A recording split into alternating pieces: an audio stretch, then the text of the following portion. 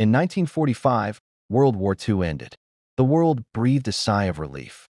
The Nazi regime fell, and the Third Reich went down in history as one of the darkest pages of humanity.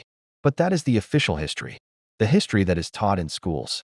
Now let's talk about the one that is not taught, the one that was hidden for decades, about how the United States of America, the main victors in the war against Nazism, secretly saved, transported, and collaborated with Nazi criminals. Welcome to Operation Paperclip. How Operation Paperclip began. The war is over. Europe is destroyed. But in the offices of Washington, another war is already beginning, a cold one. And the main enemy is no longer Hitler, but the Soviet Union. America needed specialists, scientists, engineers, techies, people capable of creating rockets, chemical weapons, conducting biological research. And the United States knew where to look for such people. In Germany, among former Nazis.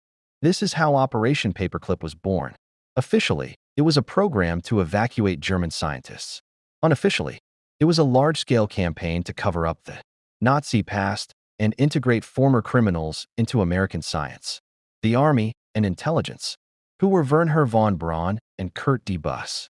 One of the most famous rescued was Wernher von Braun, a former member of the SS and the developer of the V-2 rockets that bombed London. Not only did he not end up in the dock, but he became the director of NASA. It was he who developed the rockets that sent Americans to the moon.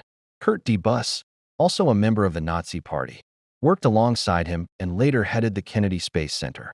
Hundreds of German engineers who worked for the Reich suddenly found themselves serving democracy. And all this was with the full knowledge of the U.S. government. Secrets that cannot be made public. Internal CIA and military intelligence documents show that many of the scientists who were taken away were not just loyal to Hitler, they were involved in war crimes. Some of them conducted experiments on people in concentration camps. Others created chemical weapons for the front. And despite this, the U.S. found homes, salaries, and new documents for them. Their names were changed. Their biographies were cleaned up. The media were silent.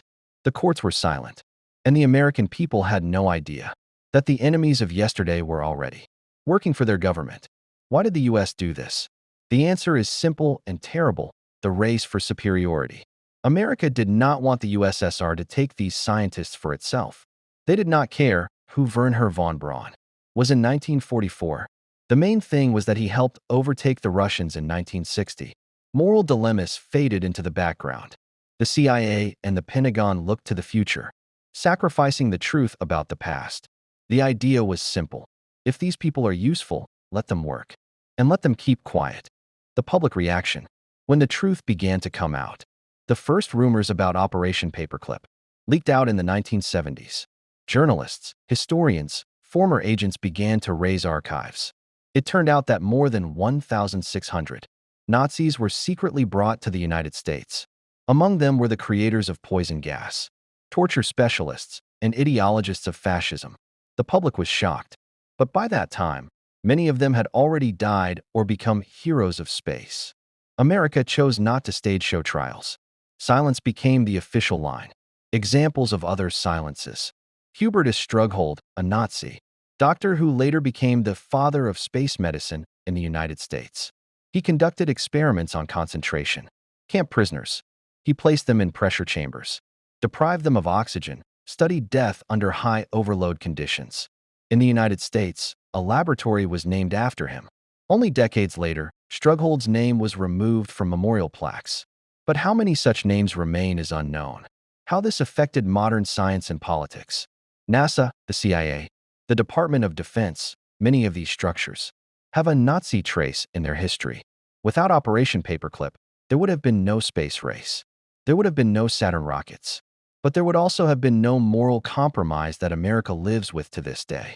Paradox. In order to defeat evil, it was necessary to take it into our service and rewrite history, what was left behind the scenes, and why it is important to remember. Operation Paperclip is not just a part of post-war history. This is a reminder of how easily the truth can be sacrificed to interests, about how some crimes become forgivable if they are useful, and about how even in the freest country in the world, there are pages that are afraid to be revealed, secrets that are not shown in films, Facts that are not taught in school. Now you know more. More than what is written in textbooks. More than what is told in the news. History is not only what happened, but also how it is presented. Subscribe to Chronicles. Untold 365. Together, we will continue to reveal what is hidden. And let the truth never again be classified as a secret.